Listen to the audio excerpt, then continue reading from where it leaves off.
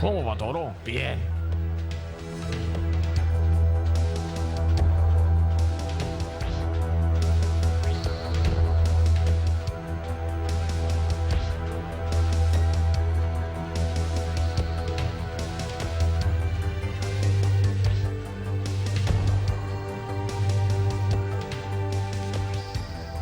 Desde la década de 1950, los adventistas del séptimo día han llegado a ser uno de los pueblos más estudiados del mundo. Más de 140 artículos científicos han sido publicados, estudiando a decenas de miles de adventistas.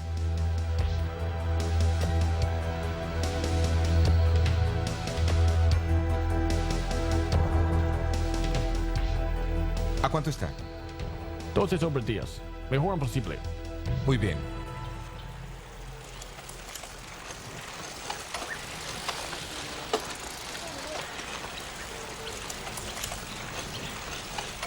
¿Y a qué se debe toda esta atención?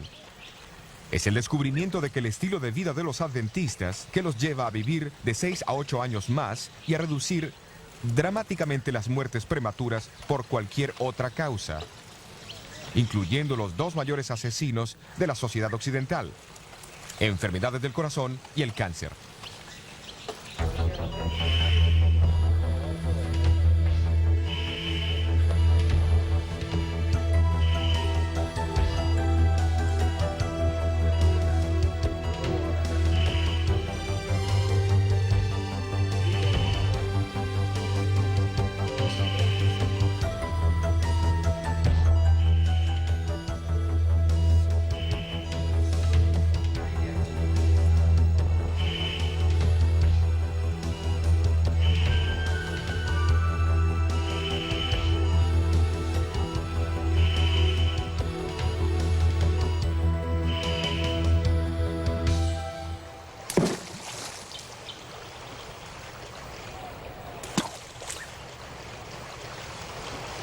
¿Cuál es la forma mágica? La ciencia moderna ha establecido claramente que existe un estilo de vida que promueve la salud y reduce dramáticamente el riesgo de enfermedades. Incluye una dieta variada de frutas, granos enteros, nueces y vegetales, y evitar la carne y productos que contengan grasa animal.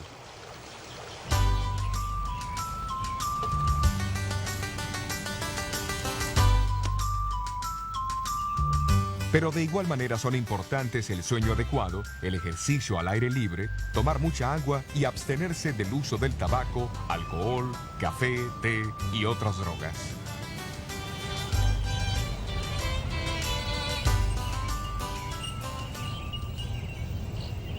Pero ¿cómo pudo ser que un grupo tan pequeño y relativamente desconocido llegase a adoptar principios tan avanzados más de 120 años atrás?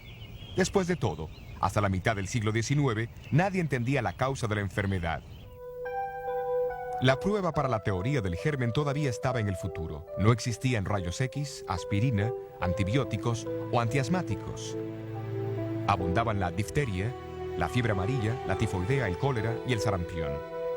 La tuberculosis, conocida como la plaga blanca, era la mayor causa de muertes en el noroeste urbano de los Estados Unidos y era aceptado como una forma de aflicción divina. La fiebre palúdica, llamada malaria, era considerada una condición normal de los inmigrantes occidentales. Pero más absurdas que las mismas enfermedades eran las supuestas curas. Para aliviar el sufrimiento de los pacientes, los doctores prescribían calomel o cloruro de mercurio, estricnina, arsénico, mercurio, salitre, opio, alcohol y tabaco. Muchos médicos prohibían a sus pacientes el uso de agua interna y externamente, mientras otros realizaban amputaciones con todo menos instrumentos adecuados y sin los beneficios de anestésicos.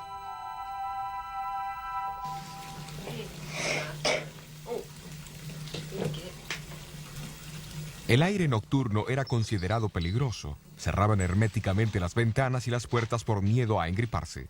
Las persianas permanecían siempre cerradas para evitar el descolorido de los muebles, mientras que los ciudadanos urbanos no practicaban ejercicios ni se bañaban.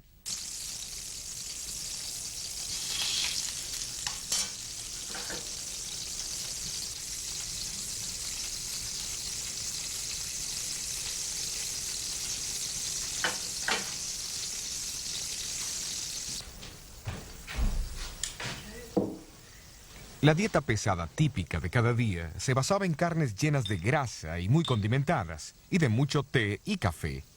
La mayoría comía en grandes cantidades a cualquier hora del día o de la noche.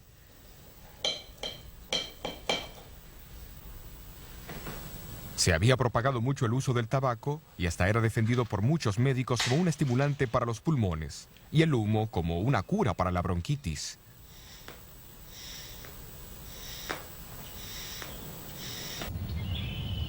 Casi nadie veía la relación entre la dieta y las enfermedades prevalecientes. El misionero pionero adventista J.N. Andrews expresó la creencia casi universal y citó sus palabras que las enfermedades estaban, en la mayoría de los casos, fuera de nuestro control y que eran ordenadas por la mano de Dios. Digo casi nadie porque en medio de esta confusión médica, unas pocas voces llamaban por una reforma. Hombres como Silverio Graham, que llegó a ser el líder del movimiento americano pro salud de los 1830. Él llamaba a regresar a la naturaleza y a los métodos naturales de curación y recomendaba una dieta simple, incluyendo el vegetarianismo y especialmente productos de trigo integral. Los alimentos tenían que ser preparados sin especias y estimulantes como fuese posible. También condenó el tabaco, el té y el café, las bebidas alcohólicas y las drogas comúnmente usadas en las medicinas de aquel entonces. Aunque su reforma decayó en 10 años, enseguida otros la asumieron con entusiasmo renovado. La hidroterapia, que es curar con agua, hielo y vapor, llegó a ser popular en América bajo el liderazgo de doctores como Jaime Jackson y Russell Troll. Ambos supervisaban instituciones de hidroterapia y promovían la reforma pro salud, y ambos tenían una estrecha relación con los pioneros de la nueva iglesia adventista.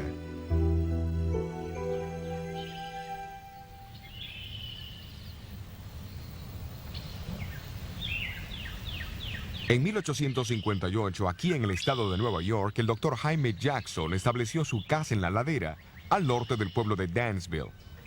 Era la institución de hidroterapia de más éxito. Jackson publicó un periódico mensual, Leyes de la Vida, donde resaltaba sus puntos de vista. Estrictamente opuesto a las drogas prescritas por sus compañeros, trataba a sus pacientes con métodos y remedios naturales. Enfatizaba especialmente la idea de la obediencia a las leyes naturales, enseñando que obedecer a la naturaleza es vivir. Creía que el maltrato del cuerpo también afectaba las capacidades morales del hombre, debilitando así su carácter. Entre los 1840 y 50 hubieron movimientos de reforma pro salud, pero al mismo tiempo existía gran ignorancia y descuido con respecto a la salud y la higiene entre la población de América. Fue en ese tiempo que Dios decidió alertar a los adventistas, guardadores del sábado, de su preocupación por la salud y la felicidad de todos. Como en los tiempos bíblicos, Él usó el don de profecía. Entre los años 1844 a 1848, Elena White recibió muchas visiones, pero ninguna trataba los principios de salud. En el otoño de 1848, se le fue mostrado que no solo el tabaco era perjudicial para la salud, sino que también lo eran el té y el café. Mucho antes que la ciencia descubriese la relación entre el tabaco y las enfermedades fatales y mostrase los peligros del excesivo consumo de café, muchos miembros de la iglesia comenzaron a alterar su estilo de vida en respuesta al llamado de Elena.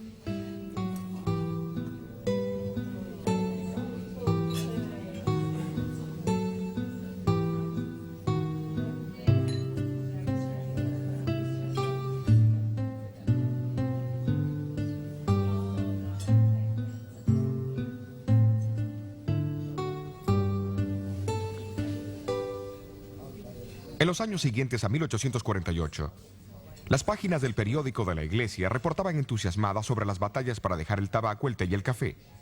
A fines de invierno de 1854, Elena White informó de otra visión que hablaba en contra de los alimentos abundantes y grasosos, tan comunes en la época. También recomendó que las personas cuidasen la salud otorgada por Dios, observando estrictamente la limpieza personal y del medio ambiente. El pueblo de Otsego está situado a una media hora de viaje en auto al este de Battle Creek. A comienzos de junio de 1863, Jaime y Elena White y un número de amigos viajaron a Otsego y vinieron a esta casa que pertenecía entonces a Aaron Hillier. Durante el culto familiar del viernes por la noche, Elena White comenzó a orar por su esposo que estaba mal de salud y deprimido por la condición de la iglesia de Battle Creek. Mientras oraba, recibió una visión que impactaría significativamente la iglesia adventista del séptimo día y su mensaje para todo el mundo. En la visión, Elena White presenció el papel que la carne ha jugado en el descenso de la raza humana desde el tiempo de Adán. La carne de puerco fue denunciada en particular, pero todas las otras carnes también fueron censuradas. La visión también habló en contra del uso de bebidas alcohólicas, especias y postres. El tabaco fue descrito como un veneno dañino y maligno.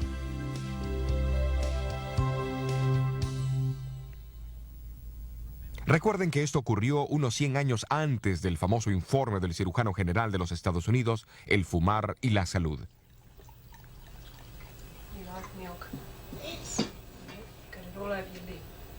Elena dijo que el té y el café tenían efectos similares a los del tabaco, solo que en menor grado.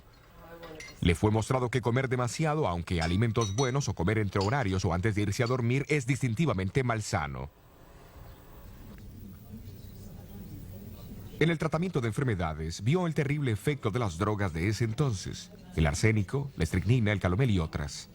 Dijo que drogas venenosas también podían causar defectos en el feto, un hecho trágicamente confirmado por estudios científicos subsecuentes.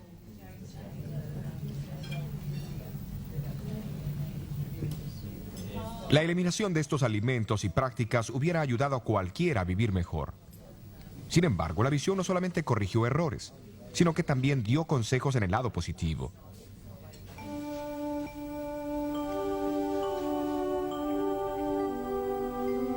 Elena recalcó la importancia de tomar mucha agua, hacer ejercicios regularmente al aire libre, permitir la entrada de la luz del sol y el aire fresco en la casa y del baño diario. Hoy día todo esto es común, pero era un mensaje muy raro para muchos en los 1860. Una revisión de la literatura denominacional muestra que en los 6 años previos a la visión, la mitad de las muertes registradas en la iglesia era de personas con menos de 30 años de edad. Es claro que cambios en los estilos de vida eran necesarios, hasta en la misma iglesia. Hasta donde a Elena le concernía, ella más tarde escribió: Me sorprendí de las cosas que se mostraban en la visión. Muchas de ellas estaban en contra de mis propias ideas. A pesar de eso, ella fue clara sobre las implicaciones del mensaje pro salud. La reforma pro salud es una de las ramas de la gran tarea que preparará a la gente para la venida del Señor. Por supuesto que hay citas bíblicas que apoyan tal entendimiento de la importancia de la salud física y mental. Jesús mismo dedicó más tiempo en sanar a los enfermos que en predicar durante el tiempo que estuvo en la tierra. El apóstol Pablo explicó a los miembros de la iglesia de Corintios que el cuerpo es el templo del Espíritu Santo.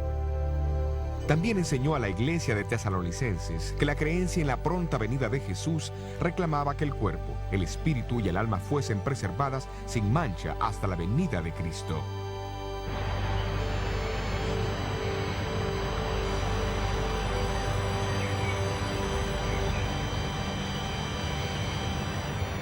No es difícil ver que los conceptos de Elena White apenas servían para magnificar los puntos bíblicos de que cada persona tiene que rendir cuentas a Dios por la preservación de la salud. Pero ¿cuánto tiempo dependió ella de sus contemporáneos para obtener información? Elena White declaró que no leía ninguna literatura sobre salud, ni sabía de la revista del Dr. Jackson Las leyes de la vida antes de la visión. Por su itinerario ocupado, no pudo publicar la publicación hasta 1864. No fue hasta después de esto que leyó algunos de los libros y revistas populares sobre salud, de los cuales dijo: Me sorprendí al ver que están en armonía con lo que el Señor me ha revelado. Cuidadosamente seleccionó extractos de estas revistas que fuesen consistentes con lo que había visto en visión y los incluyó en sus publicaciones sobre salud en 1865.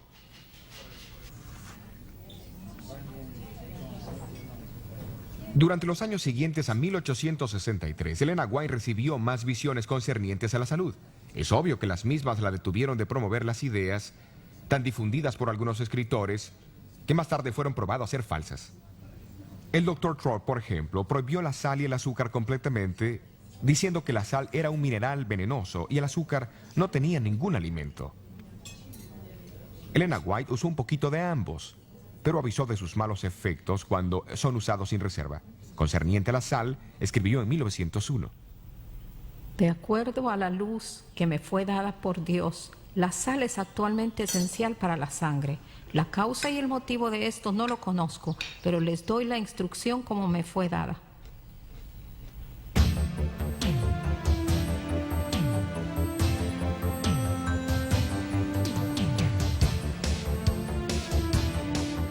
Mucho antes que los efectos del colesterol fuesen conocidos, ella escribió que el aceite de oliva era mucho más preferible que la grasa o el aceite animal. Promovió una dieta vegetariana, suplida con el uso limitado de la leche y huevos. Mucho antes que la ciencia confirmara sus beneficios, en verdad se ha descubierto que una dieta vegetariana promueve la resistencia de los atletas significativamente. Su preocupación sobre los alimentos refinados y el uso de mucho azúcar había sido ampliamente confirmado por investigaciones científicas. ¿Y qué sobre los beneficios de caminar o practicar ejercicio al aire libre? Del agua, de la luz del sol, de la recreación y el descanso adecuado que ella tan firmemente defendió. ¿Quién los negaría hoy? Tengo problema para entender a la gente agresiva. Se relaciona. Pero en los días de Elena, sus mensajes encontraron oposición. Contraria a la opinión médica de su tiempo, promovió la importancia de la función de la mente en el proceso de curación. Afecta a sus Hoy, relaciones con la su ciencia esposo, psicosomática hijos. reconoce el papel vital que la mente juega al vencer la enfermedad. Así que realmente no quiere enfrentar el trabajo o los problemas que tenga. En junio de 1982, un informe fue publicado por la Academia Americana de Ciencias y por el Concilio Nacional de Investigaciones, titulado La dieta, la nutrición y el cáncer. Reconocía que una persona al operar ciertos cambios en la dieta podría reducir abundantemente el riesgo de contraer cáncer. Las reformas sugeridas incluían comer muchas frutas, granos y vegetales, y reduciendo el consumo de grasas, azúcar, sal y alcohol, dejando a un lado el pedido de Elena White para la abstinencia total de bebidas alcohólicas. Este informe no se aleja ni un poquito de lo que ella misma escribió más de un siglo antes. Pero ¿qué de su propia salud?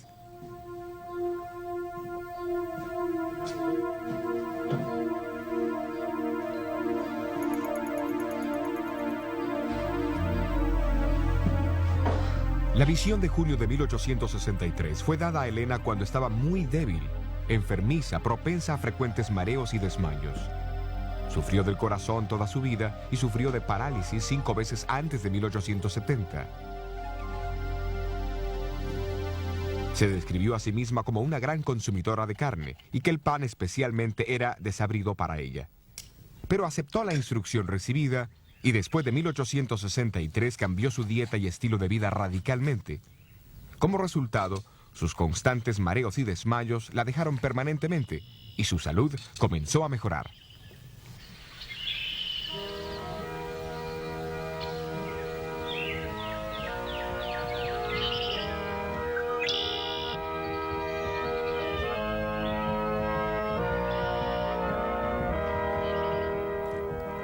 Uno o 2 años antes que Elena White falleciera a los 87 años de edad, Arturo Spalding, el historiador y cuentista, la visitó en Ellis Haven.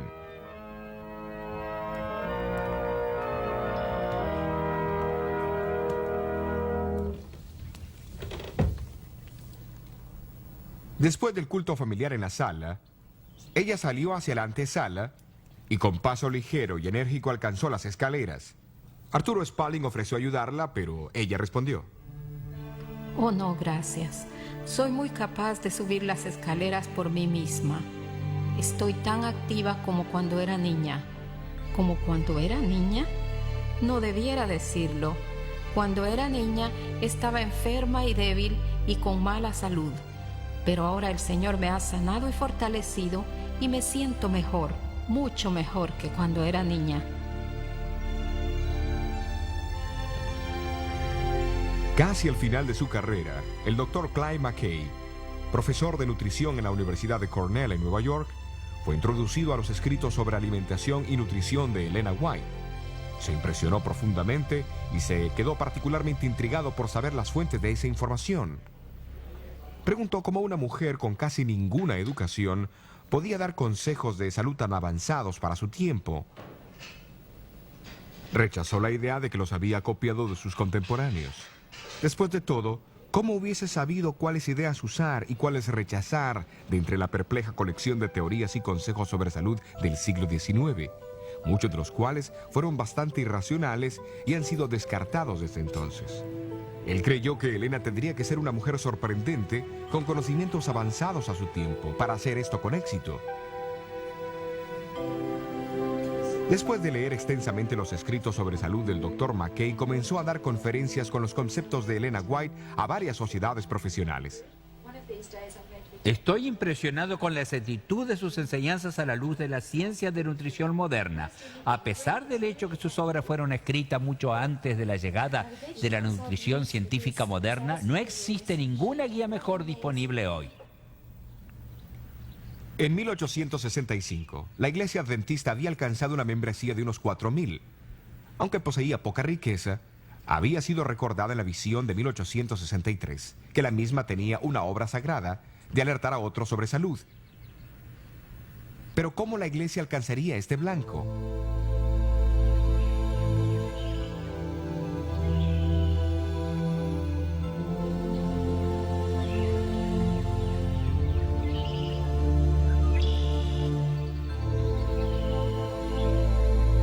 En agosto de 1865, Jaime White se rindió a las presiones y a las cargas de liderazgo de la iglesia y sufrió un agotamiento en su salud. Su esposa lo trajo aquí a la casa de la ladera, en Dansville, para ver al Dr. Jackson, donde fue tratado por unos 3 meses. Los White tuvieron una oportunidad de observar los principios de la reforma pro salud en práctica y encontraron mucho que alabar. Pero descubrieron que algunos de los principios de curación eran contrarios a las enseñanzas de Jesús. En verdad, recibieron algunos consejos médicos que podrían haber sido fatales en el caso de Jaime White.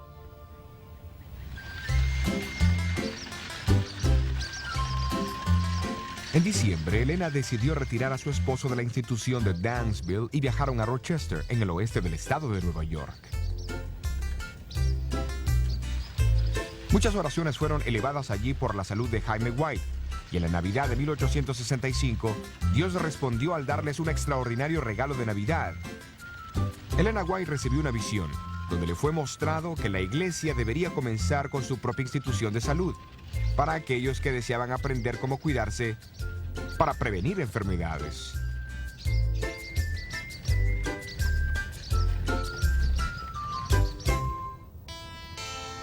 En el siguiente año, una vieja casa remodelada fue comprada al oeste de Battle Creek, Michigan, quien en ese entonces era un próspero pueblo industrial con una población de 5,000.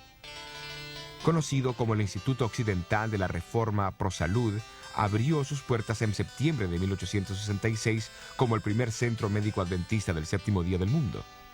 Circulares anunciando la institución declararon que ningún tipo de droga sería administrado. Solo métodos naturales de curación como el agua, el aire, la luz, el calor, la alimentación, el sueño, el descanso, la recreación, etc., serían empleados. La alimentación significaba una dieta estrictamente saludable, consistiendo de frutas, granos y vegetales. En 1875, el doctor Juan Hervey Kellogg, que recién se había graduado del prestigioso Colegio Médico del Hospital Bellevue en Nueva York, fue empleado por el instituto. Había sido alentado y ayudado financieramente en su carrera médica por los White. El año siguiente, a los 24 años de edad, fue nombrado superintendente médico del instituto, posición que ocupó durante los próximos 67 años. En 1877, el instituto vino a ser el Sanatorio Médico Quirúrgico de Battle Creek. Fue en el mismo año que Louis Pasteur presentó su teoría del germen a la Academia Francesa de Ciencias. El prestigio de la medicina estaba a punto de experimentar un cambio, y el Dr. Kellogg jugaría un papel importante. Cuando la reputación del sanatorio se expandió, se agrandaron considerablemente los edificios, y para 1885 era la institución de ese tipo más grande del mundo. A fines de los 1890, el personal contaba con casi 1000. Kellogg llegó a ser muy conocido como administrador, doctor, cirujano, autor, conferenciante, inventor y fabricante de alimentos. Porque leía mucho y viajaba a Europa para estudiar con los doctores sobresalientes de allí, estaba al tanto de todos los últimos adelantos en el conocimiento médico. Fue el autor de casi 50 libros, con una publicación de más de 1 millón de copias. Algunos fueron las primeras obras científicas autorizadas que se publicaron en América en sus campos respectivos. Fundó un colegio de medicina y en su vida realizó más de 22.000 operaciones quirúrgicas. La última cuando tenía 88 años de edad. Sus cirugías eran tan perfectas que la cicatriz de Kellogg llegó a ser una marca de fábrica. Condujo más de 5.000 conferencias públicas a cientos de miles de americanos. Vestido de blanco, regularmente hablaba con el sanatorio sobre los últimos progresos médicos y el sistema de vida saludable que promovió siempre. Inventó muchos tipos de aparatos para tratar a los enfermos, incluso este caballo mecánico. El presidente Coolidge usó uno para su ejercicio diario en la Casa Blanca.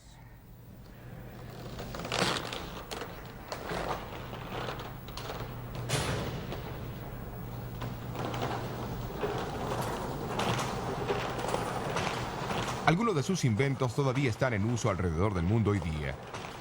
¡Vamos, chico!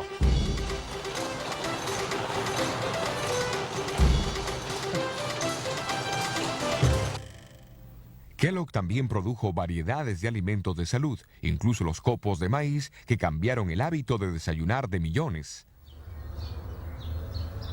Después del desastroso incendio que destruyó el sanatorio en 1902, Kellogg determinó reconstruirlo más grande y mejor, aunque esto era contrario a la advertencia de Elena White y otros líderes de la iglesia. Su nuevo sanatorio todavía existe en Battle Creek hoy, pero es propiedad del gobierno de los Estados Unidos.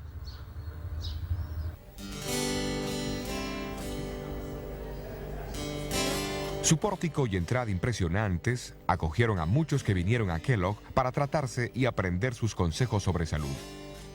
Aunque más tarde abandonó la iglesia, siguió defendiendo sus principios de salud.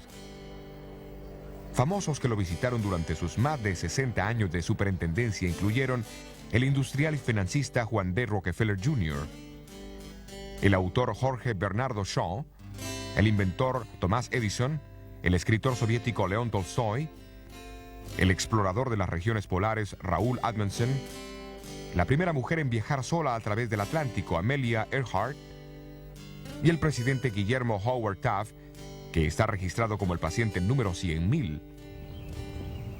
En 1891, le preguntaron a Kellogg cómo el sanatorio de Battle Creek era capaz de estar 5 años adelantado al resto de la profesión médica. Kellogg respondió que si algo nuevo aparecía, instantáneamente lo adoptaba si concordaba con la filosofía y los principios de salud promovidos por Elena White.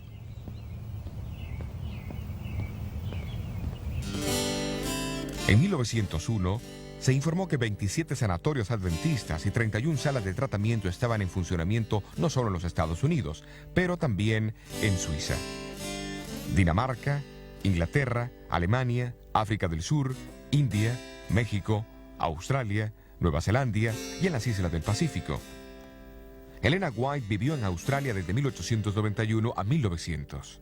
Durante su estadía fomentó el establecimiento de salas de tratamiento que fueron operadas inicialmente en Ashfield, en los suburbios de Sydney, por 2 enfermeras que se habían entrenado en Battle Creek. Más tarde, el lugar se cambió para Summerhill, donde llegó a ser un sanatorio médico y quirúrgico. En 1899, Elena White pidió la construcción de un sanatorio apartado del centro de Sydney, donde se presentarían los valores espirituales y los sanos principios de la curación mental y física. Más tarde ese año, Elena estaba en el grupo que viajó desde la estación de Thornley, un suburbio del norte, por las vías alrededor de la Roca Cabeza de Perro, para inspeccionar una propiedad de 75 acres, que era la mejor tierra en el área de Sydney. En los próximos años, un sanatorio de 100 camas fue construido.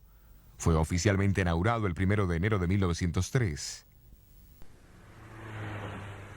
Siendo reemplazado en 1973 por este moderno edificio de 304 camas, el Hospital Adventista de Seine está cometido a los principios de excelencia clínica unidos por un ministerio de curación cristiano.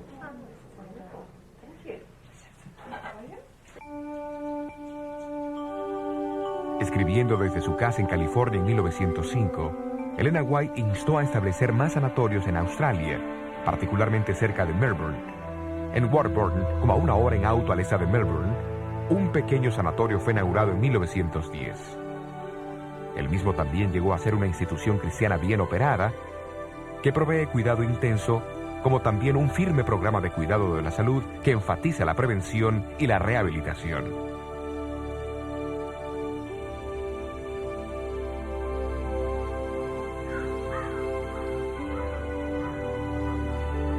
Fue en el sur de California donde Elena White iría a influir notablemente en el desenvolvimiento del Ministerio de Curación Cristiano de la Iglesia.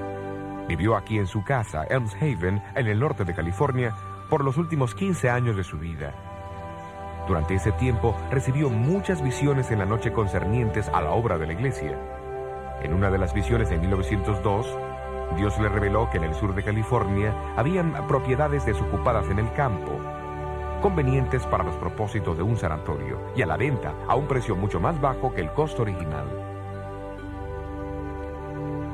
No mucho después de esto, un edificio de 3 pisos llegó a estar disponible en las hermosas campiñas del Valle Paraíso, cerca de San Diego. Había sido usado como un sanatorio y originalmente costaba $25,000, pero estaba siendo ofrecido por $12,000 por falta de agua. Las negociaciones siguieron por unos 18 meses, hasta que en 1904 el precio fue bajado a $4,000, mucho más bajo que el costo original, justo como Elena White había predicho. Después de que la propiedad fue comprada, ella logró los servicios de un perforador de pozos adventista, Salem Hamilton. Señor Hamilton, Señora, hemos llegado a 98 pies. ¿Se da cuenta que esos son 10 pisos para abajo? Y no hemos encontrado nada más que tierra seca y arena. ¿Está segura que el Señor quiere que usted compre este lugar? sí, estoy segura. 3 veces me ha sido mostrado en visión que debíamos asegurar esta propiedad. Bien, creo que eso es suficiente para mí. El Señor no nos daría un elefante sin proporcionarnos agua para que Él la tomara. ¿No lo cree, señora?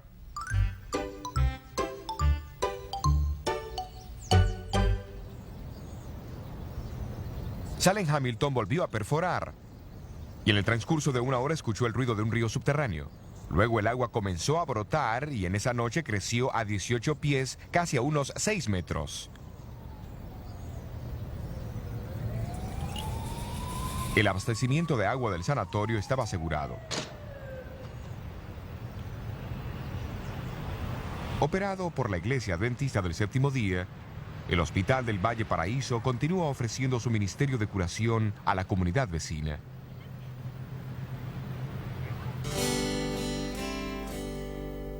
En abril de 1904, Elena White instó a que un sanatorio debía ser asegurado y operado cerca de Los Ángeles en algún distrito rural.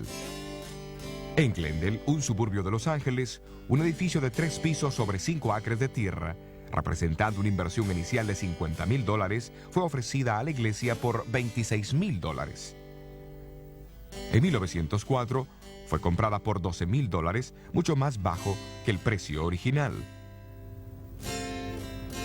Después de la compra, Elena White desafió a los gerentes con estas palabras. La curación espiritual y la física debe ser dada a los que vienen para curarse. Palabras que todavía motivan la operación del hospital el día de hoy.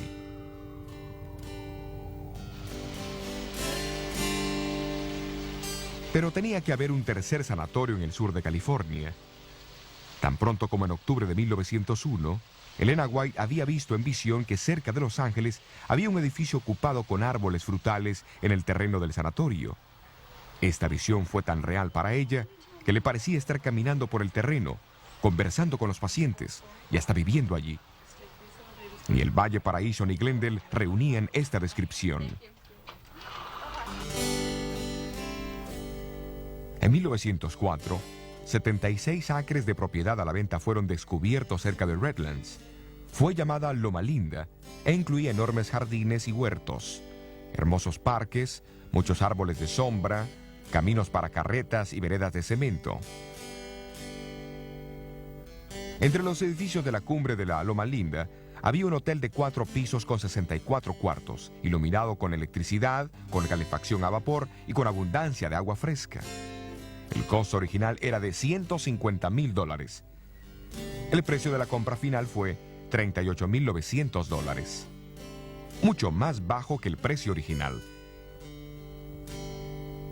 El 12 de julio de 1905, Elena White llegó a Loma Linda por primera vez. Mientras iba viendo los edificios y el terreno, repetidamente dijo que reconocía todo como el lugar que había visto en visión 4 años antes. La garantía de este sanatorio, completamente equipado y amueblado, es una de las más hermosas providencias que el Señor nos ha brindado. Loma Linda llegará a ser un importante centro educativo. Una escuela será establecida aquí para entrenar evangelistas en la verdadera medicina. Tendrá que ser de la más alta categoría.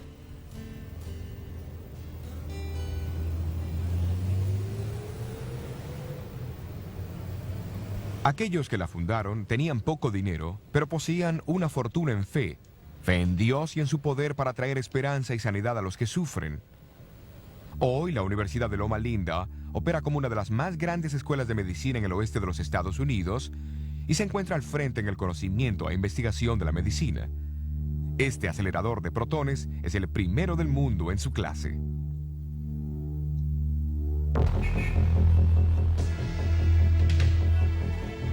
Junto con los cientos de otras instituciones adventistas del séptimo día del cuidado de la salud alrededor del mundo, el blanco del Centro Médico de Loma Linda no es solamente hacer que hombres y mujeres estén bien físicamente, sino que a través de un ministerio de compasión y servicio cristiano, también traerles sanidad espiritual y a una unidad con Dios para prepararlos para el pronto regreso de Cristo. Tal blanco refleja el propósito predominante del programa adventista para el cuidado de la salud, como le fue revelado a la iglesia a través del don profético otorgado a Elena White. Ese propósito envuelve mucho más que adoptar una dieta vegetariana o decidir parar de fumar o de tomar alcohol. Abarca no solo la cura de enfermedades, pero también su prevención. Su ejemplo y motivación vinieron del infinito amor de Jesús, del divino buen samaritano, que vino a un mundo de enfermedad, dolor y muerte, para traer sanidad física, mental y espiritual. Hoy, Él nos pide que sigamos sus pisadas.